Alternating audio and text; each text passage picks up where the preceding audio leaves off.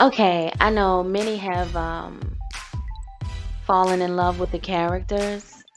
For me, I think I'm a fan of the writers. These writers have done an excellent job in bringing life into these characters. And I know that Katori Hall titled episode 8 The Death Drop. Um, but I would really like to engage the ideal of, it being don't cry, get even. Yeah.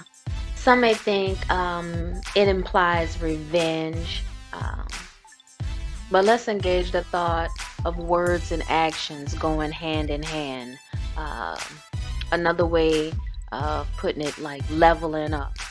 Like, don't cry about it, be about it. Mercedes is getting ready to break Uncle Clifford's rule number 24.5, no crying at the pink. As he walks in, he's like,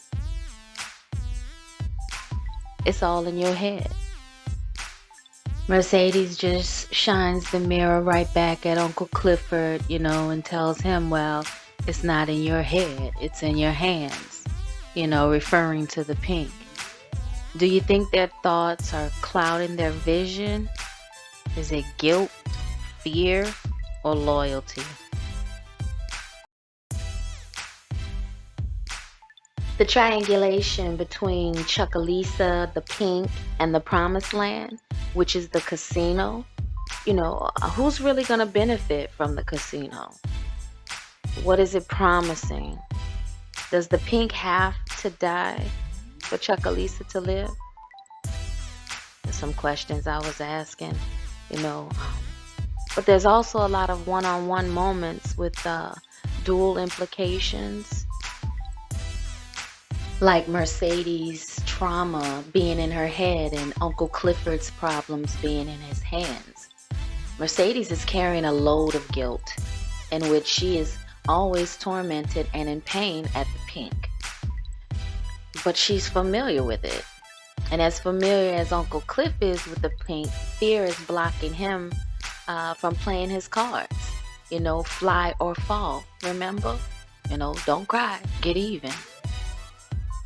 Uncle Clifford and Murda go back and forth with fault and blame, both feeling guilt and fear about decisions they have to make and feeling they have to do it alone, carrying heavy weight on their shoulders. But do you think that Murda was being considerate or selfish by not telling Uncle Clifford about Big Teek's funeral? Remember, Uncle Clifford is dealing with the possibility of losing his grandmother and the pink. Say it isn't so. Now Uncle Clifford about to break his own rule. Even though he's in his car, he's still at the pink. In this frustrating moment, Beulah May Sales reminds Clifford of her number one rule. Bitches don't just cry, they get even. But not before she asks him, who she's got to beat up now. This gives more insight into Uncle Clifford's rules and the understanding that these rules are to motivate, not restrict. Mom's number one rule and his rule number 24.5 both deal with crying. But Cliff's rule is 24.5 because, these women who come to the pink come with rules of their own.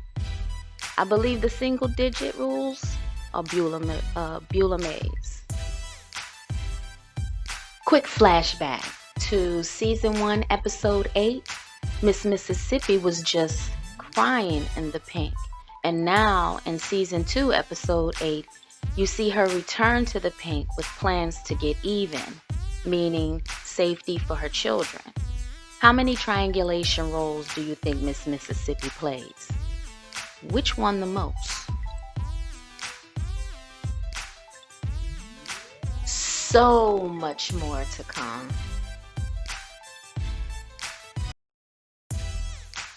I seen a man die. There's no lie to this. And I'm sure this hits home for many, and my heart goes out because I'm connected and I empathize.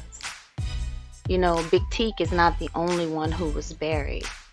Little Murda is laid to rest as well. Murda shows another level of loyalty when he places lyrics in his hands, for the dog times. I would like to know what words Murdered shared with Big Teeks. Eternal rest. Murda sheds tears as he walks away, but when he turns, you can see, he's leveled up and he's getting ready to live up to his name, and not just for the rap game. Murda. We now see Murda being the narrator of his story. Let's see what he says when the beat drops. Okay, let's flash back again. Season 1, Episode 8 was Murder Night.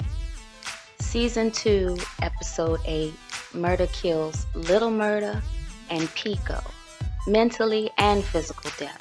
Season 2, Episode 8 is truly Murder Night. Thank you for listening. More to come. Enjoy the playlist and the connected crossroad map in the description. I am Lovely Peace, and until next time, stay connected.